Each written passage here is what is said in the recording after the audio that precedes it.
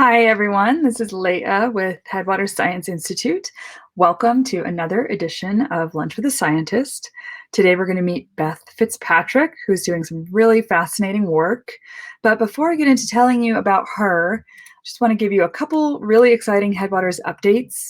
So we're going to be celebrating Arbor Day this Friday.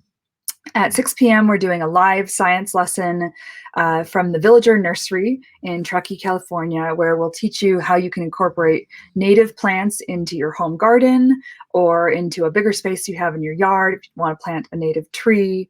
It's a great way to give back to the earth and a great way to beautify your space. And we're going to teach you why planting natives is easy and a super fun thing that you can incorporate in your life. So we'll have Eric LaRusin from the Villager Nursery and Mary Ellen, one of our instructors. Super excited to see you there. You can check out the information on our website and pre-register to watch. And we're so excited to see you there. And so all of this is a lead up for our next really exciting party. Next week, on May 6th, we'll be celebrating the Big Day of Giving, which is a big opportunity to fundraise for free programs like this that impact students throughout the region. We're going to do a special party on the 6th. You can join us for homemade farm-to-table mocktails and cocktails, which will lead into a special science trivia session. You can even win a really cool print made by our board president, Andy Giordano. So lots of fun, exciting things to do. There's more info on our website. Please join us. We'd really love to see you for these two exciting events. So moving on, I'm going to tell you a little bit about Beth. She's a wildlife ecologist with an interest on population ecology. Growing up, a love of the outdoors and nature was instilled in her, which led her to pursue her career. And she's really interested in species, habitat, and landscape relationships in areas of development. She's currently finishing up her PhD research at the University of Wyoming, and she has joined us today to tell us more about her work. So I'm very excited to welcome Beth. Hi, Leah. How are you? I'm great. How are you? I'm doing well. I'm excited to be here. Thank you so much. We're so excited to get into it. And where are we talking to you from today? Right now, I'm in Cleveland, Ohio. I'm actually finishing up remotely. Interesting. So has spring sprung yet, or are you still getting some cold temperatures? Oh man, it is like 70 degrees here today and sunny and really nice. And tomorrow it's supposed to be rainy, turning into snow. So back to winter. Interesting. The magic of spring. A great time to study ecology, I'm sure, and be outside fighting the elements. So yeah, it makes for really good field work. Yeah, well, we're really excited to hear more about your field work and what you've been doing. So I'm going to let you pull up your presentation and take it away. All right, thank you.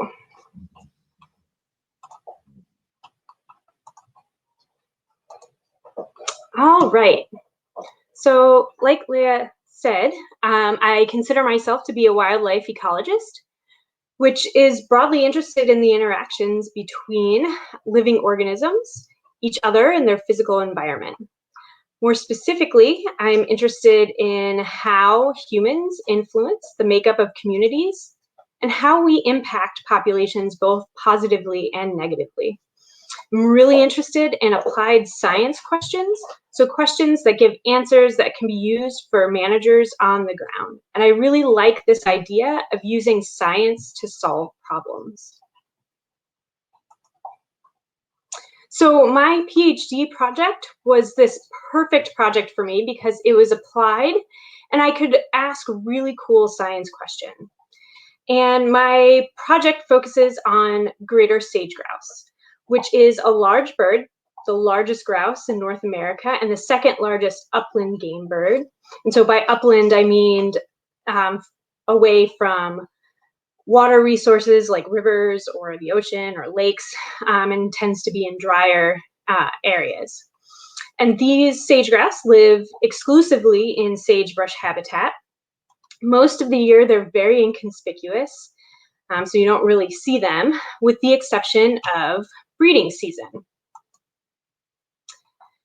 During the breeding season, from March to May, they gather on breeding display sites called leks, And here on these leks, males congregate and defend small territories for their display. Most females visit early in the breeding season and choose usually one male to mate with, maybe more on really large leks. Males and females typically come back to the same lek year after year, and this behavior is called breeding philopatry, or breeding site fidelity. So this video is showing a breeding display site. There are several male sage-grouse that you can see doing this display. They have these really big air sacs, and they use that as a visual display and an auditory display, so they make sound. And then you can also see one female that's kind of close up next to this male that's up front. And she's checking him out to see if he's the one that she will choose. So the problem is that greater sage-grouse populations are in decline across their range. So they have a really large range, but since European colonization, sage-grouse populations have declined approximately 44%. So they've lost a really huge portion of their habitat and population numbers.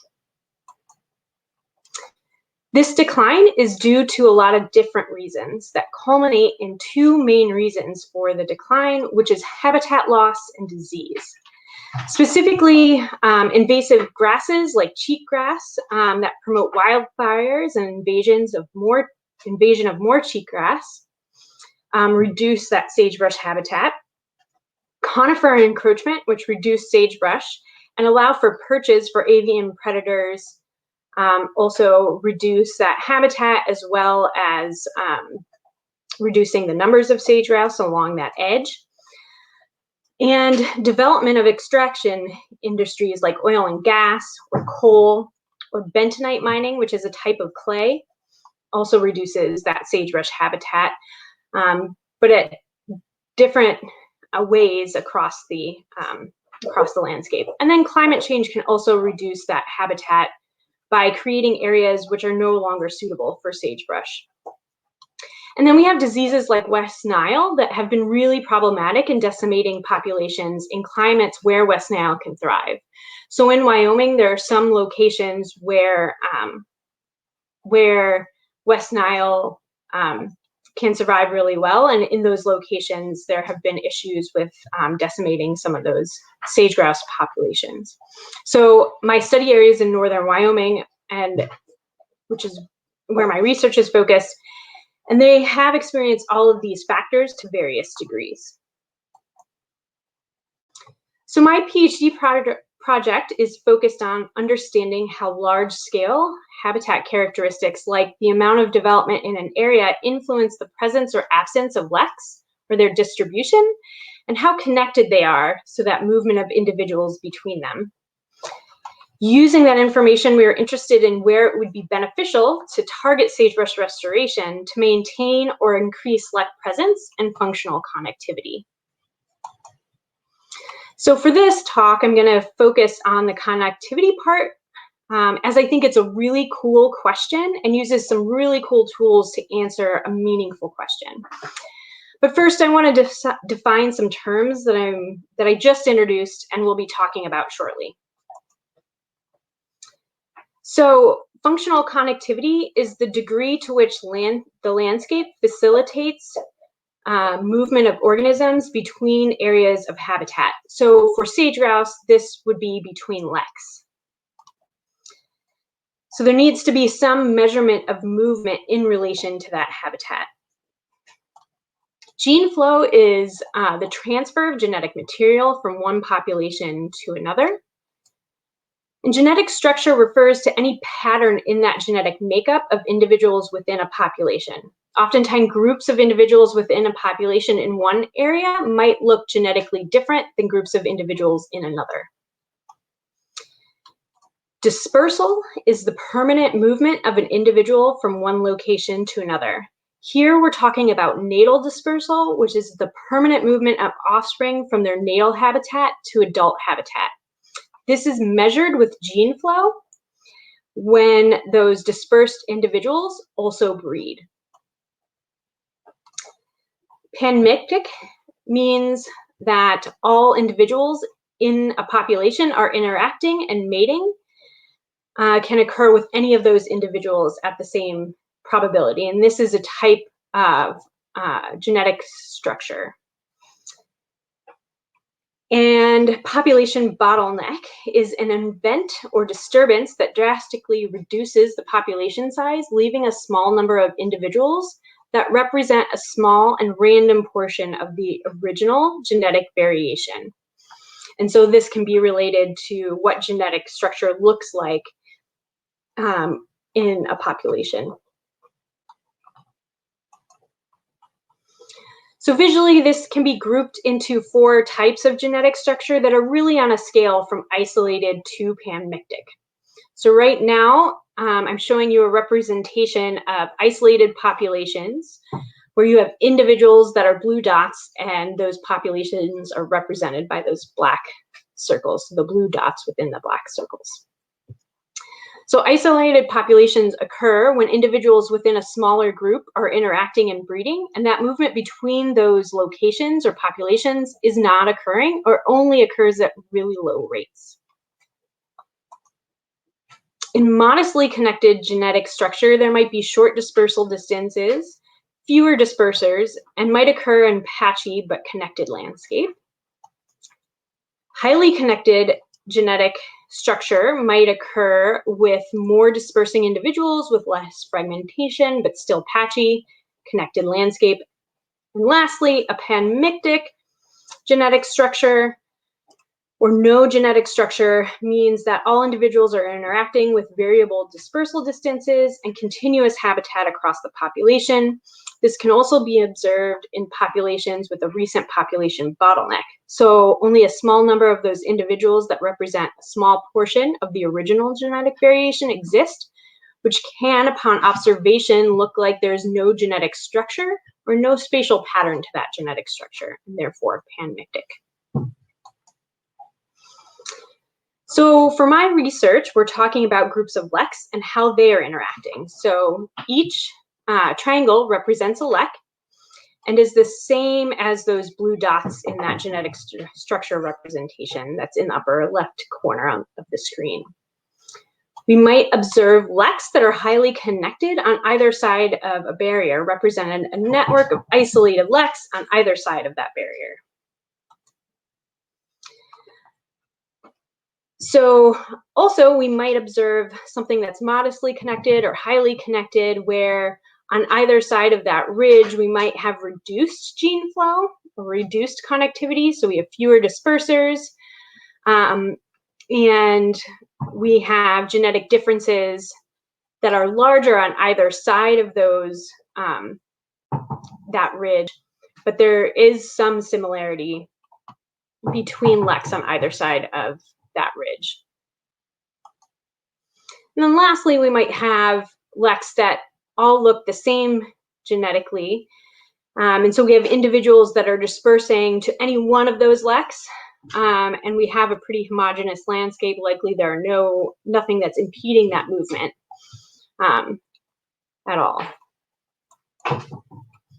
And so when we think about this in terms of the biology of sage-grouse from observation and previous research, we know that females go to leks and choose only one or a few males to mate with. And initially, she rears her chicks close to that lek. She also picks a nest site that is close to that lek.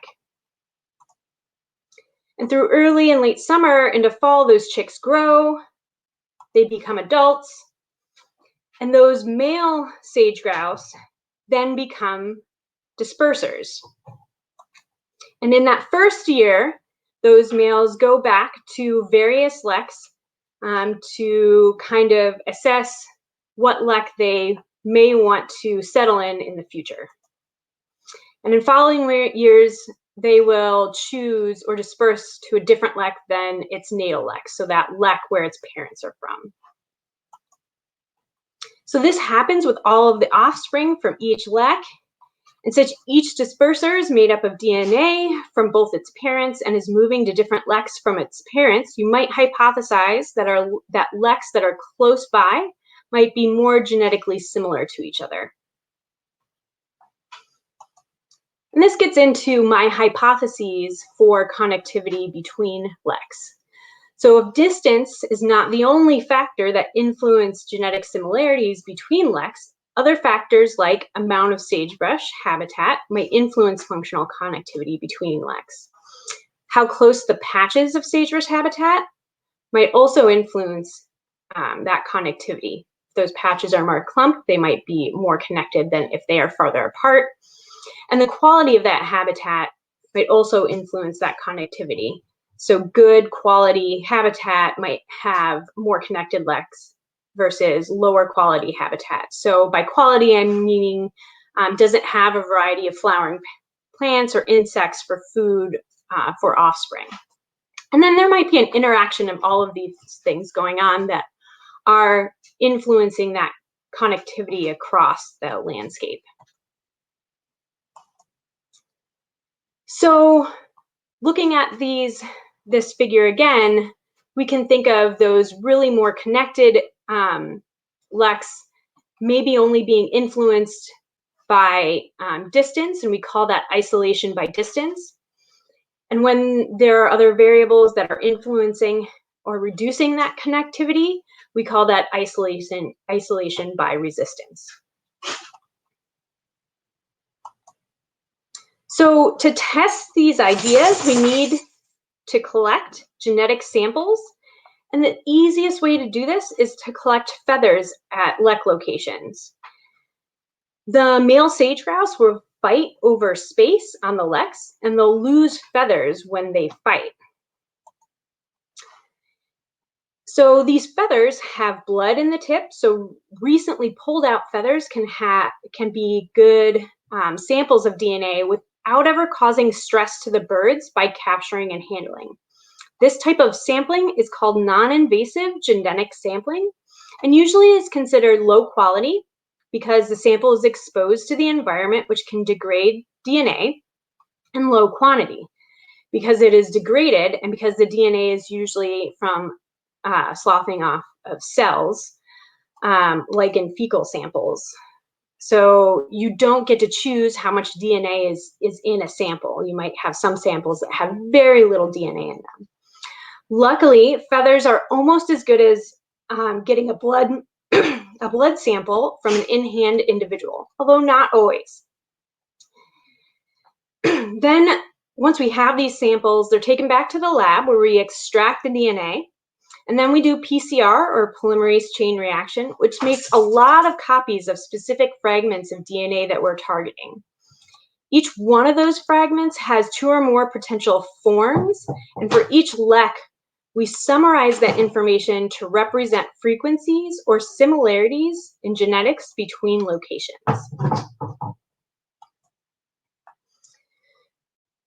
So Wyoming Game and Fish keeps a really good record of all known lek locations in the state.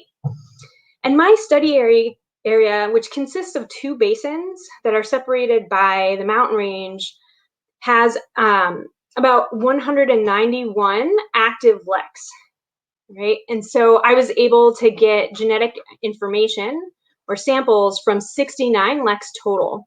And 42 of those leks for the Bighorn Basin, or 42 of those leks were in the Bighorn Basin, and 27 of those leks were in the Powder River Basin.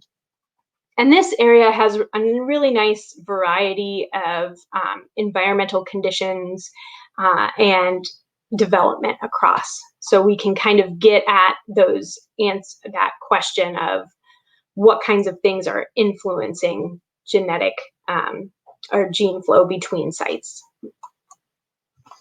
So remember, I was interested in whether large-scale habitat characteristics were influencing functional connectivity. And so I measured ones that are likely to impact sage-grouse lek connectivity. So along lines, mathematically called edges, between lek locations, I measured variables that represent amount of development and sagebrush habitat.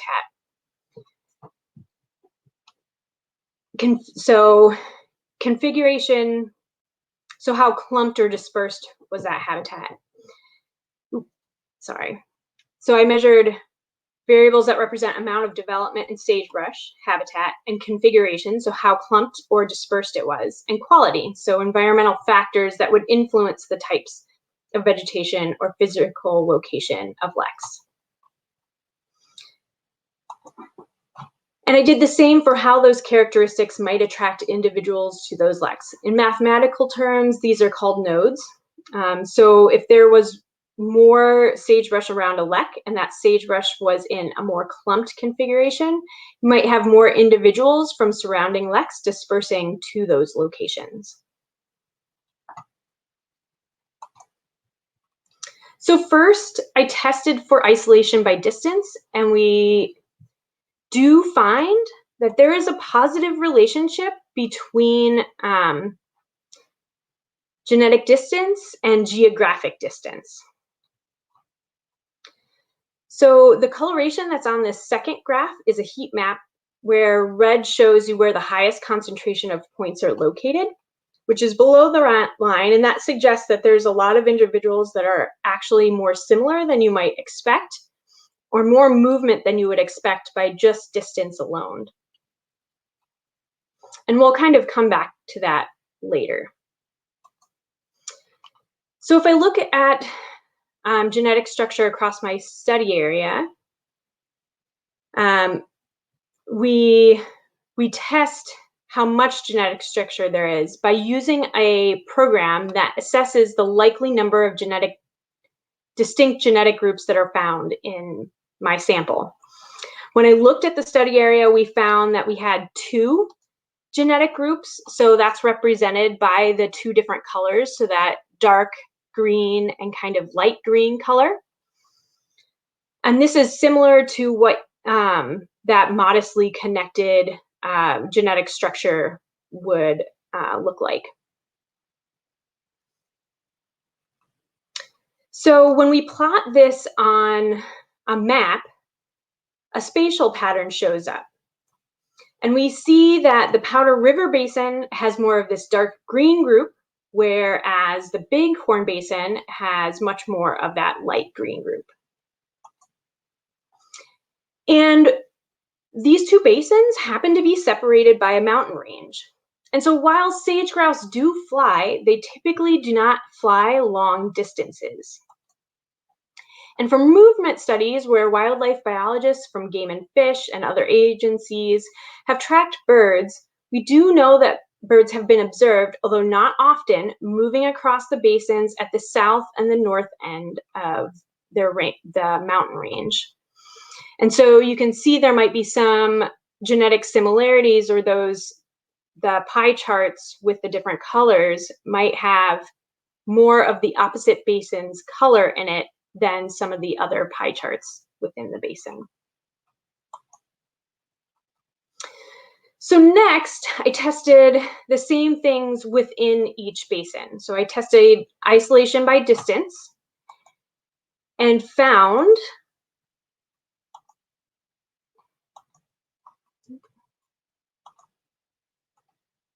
isolation by distant patterns within the Bighorn Basin, and very interestingly, not within the Powder River Basin. So we also noticed that the heat map generally falls along the regression line in the Bighorn Basin, but not the Powder River Basin. All right, and so when I look at the basins individually, I again see 2 genetically distinct groups in the Bighorn Basin, and there appears to be a spatial pattern. And the pattern fits with information that we have on movement from radio telemetry studies again. So if we look at this map, you can see that there are 2 groups, right? There's a blue group and a yellow group. And on the eastern portion, we have a group of those pie charts that have a lot of blue in them, except for that northern part. And in between that northern part where it's mostly yellow and the southern central part where it's mostly blue, we actually have a road, and for some reason the birds don't move across that. And then in the middle of the basin, there are no leks, and this is really dry, there's no sagebrush, so there is an appropriate habitat. And the way the birds tend to move is to the closest neck. They tend to disperse to the closest lek from wherever their natal lek was. And you kind of see a gradation of change in those pie charts as you go around that basin in a horseshoe kind of manner. So we also see various amounts of development there. And so in that northeastern portion, we have a lot of mining, and we have oil and gas in various other parts, which also might explain some of that genetic structure. So in the Bighorn Basin, we can now test functional connectivity hypotheses to see what characteristics are influencing that gene flow. And we find that functional connectivity is influences only the movement between those leks and not attraction to the leks. And that development at one end of the line decreases gene flow, and that climatic and environmental characteristics that influence food for sage-grouse positively influence connectivity. So in the Powder River Basin, we see something weird with genetic structure analysis. We see that there is genetic structure. We have 3 groups, but there really is no spatial pattern, and we don't know why that is. So we might think of this as maybe that highly connected, genetic structure pattern, or maybe even that panmictic. But we do have genetic structure, so it's we're a little bit unsure as to exactly what that looks like, which is actually kind of exciting in science. And we know that this could have to do with that there's been recent development, so within the past 20 to 30 years, that has disturbed sage-grouse dispersal. Other research has shown increase in dispersal distance of juveniles that come from leks within development, and that female sage-grouse look farther distances away from leks to nest. And there's also higher mortality. So there's a lot of different stuff going on, but the birds are generally moving farther away from those leks for dispersing and nesting. And so that may be why we have this mixture of genetic structure across that basin. So when we look at the results of the functional connectivity models, we find that there is a relationship between gene flow and those environmental, climatic characteristics. But we also find that that attraction to lek sites is reduced when there's a lot of development surrounding those leks. Right, so attraction to those leks is reduced. So these models are starting to tell us something about functional connectivity and genetic structure of sage-grouse leks across northern Wyoming, specifically in those 2 basins. The Bighorn Basin leks show isolation by distance, where leks closer are more similar, and there is connectivity between leks that is influenced by habitat characteristics that facilitate movement. The Powder River Basin is a more complicated story. We see genetic structure, but there doesn't seem to be a spatial pattern. Although the functional connectivity models suggest that environmental and climatic characteristics facilitate gene flow, and that attraction to leks is reduced when there is more development surrounding those leks. So maybe there's a bottleneck going on that has caused some changes. Maybe it's highly connected for other reasons that within the scope of this project we can't tell. But what's really cool is that we do have some nice information that can help us inform where we do sagebrush restoration. So the next portion of my research will be looking at where we might protect or increase habitat or reduce the footprint of development to increase connectivity. And as part of the first part of my research, increase the likelihood of lek presence, right? So we might be able to colonize leks that have actually been abandoned, all right, but were historically there. And this can be done, let's say if we have oil and gas field that has low production or no production anymore, those might be sites that would be really good to target for sagebrush restoration, so that we can maybe establish those leks again and then increase or improve connectivity on either side of where that development was. The other thing that's really cool is that this research can also inform how we go about protection and restoration. So across Wyoming, land is managed differently, and it depends on who owns it. So federal lands might be easier to restore because protecting wildlife is a goal within these multi-use lands, so like Forest Service or the Bureau of Land Management. The challenge becomes private lands. They're a little bit different and often use monetary incentives to get landowners to participate in restoration programs. And so this research can identify areas where those programs could be focused for the overall benefit of sage-grouse. And that concludes the talk about my research. But first, before I end, I really want to thank my funders and the people who have really helped me out along the way. That work was done in a really large area, about a quarter, if not a little bit more of that, of the state of Wyoming. And so plenty of people helped me collect samples and plan. And I would be remiss if I didn't mention my advisor, Dr. Melanie Murphy, who really helped me put together and execute this research. And then I can take any questions. That's great. Thank you, Beth. So I do want to jump in, I think, kind of where you left off with some of the restoration efforts. I wonder if there's anyone passionate watching from home today, wondering what they can do to help with sagebrush restoration. Is there anything that people can do to join in the effort? Oh, man. If you are on a property that does have sagebrush, protecting that is one really important thing. If you have an area that maybe had sagebrush that doesn't have it anymore, seeing if you can get somebody to do that. I'm trying to think about groups that might want funding for that. I can't think of any off the top of my head right now. But yeah. And what's happening in these developed areas? Are they removing the sagebrush entirely, leaving it not a viable habitat at all? So it depends on what's going on. So when they're doing coal extraction or bentonite mining or any type of mining, really, they are completely taking out all of the sagebrush and trying to get everything that's underneath it.